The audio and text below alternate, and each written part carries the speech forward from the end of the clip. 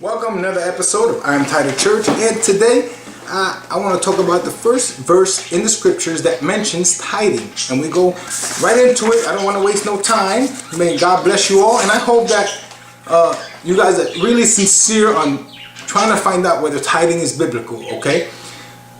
And there are tons of information out there, way better than what I can give you in more detail, but I want to give you basically the Cliff Notes version, something quick, so you can say, wow, okay, whet your appetite. Maybe you can get into the scriptures yourself and study yourself to be able to prove to yourself that tithing is not what we've been taught by the church system, okay? And the first time we see tithing mentioned in the scriptures is Genesis 14:20. Okay, if you read the context, Abraham went to war. He won the war. Before he went to war, he asked God to bless him.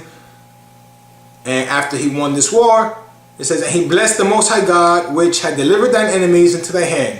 And he, Abraham, gave to Melchizedek, right, the tithe of all. If we read, we realize that Abraham gave a tithe of the spoils of war.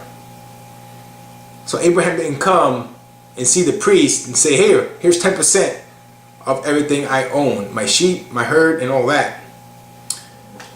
What did we learn from there? It wasn't a ritual, it wasn't a weekly thing, or every 2 weeks when you get paid, or you just have to give because you feel guilty not giving. He gave from the spoils of war because he won that war. If he had not won the war, then if he would have lost the war, whoever won against him would have taken his spoils, his stuff. Because in those days when you went to war, if I went to war against someone and I won, I'd keep the spoils. That's the way it was. So if Abraham would have lost, he would have lost his sheep and everything he had. So how was he going to pay a tithe if he didn't have anything? Right? So Abraham gave a tithe of the spoils of war, not of his personal flock. Because imagine if you have 100 sheep and you give 10%. In the following week, you give 10%. And the following week, well, these sheep are sheep. They're not multiplying that quick. Eventually, you're going to have nothing. And then what's going to happen? God's going to curse you with a curse? Come on. Let's be real. Abraham gave of the spoils of war. Okay? And that's it. Nowhere in this scripture is it speaking of it being a weekly thing. This is the first and only time that mentions Abraham giving a tithe. The only time it mentions it. It doesn't mention it anywhere else where Abraham continued to give a tithe. He gave it to the Melchizedek, the priest, and even that's a strange character. Everyone's always trying to figure out who that was. Was it Jesus Christ? I don't care. I know he gave a tenth of the spoils of war to him. I don't care who he was. Doesn't matter to me.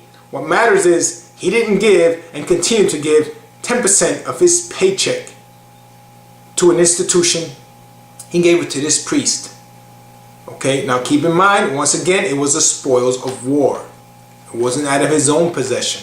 And once we get into this study, we're going to realize the Bible never talks about tithing being where they're giving 10% of their gold, their currency, or anything like that. Never in scripture does it speak about money being a tithe. It might shock you because you're so used to imagining that the Jews in those days got up on Saturdays, went to their temple, and each of them gave some kind of coin into a little basket that went around the temple.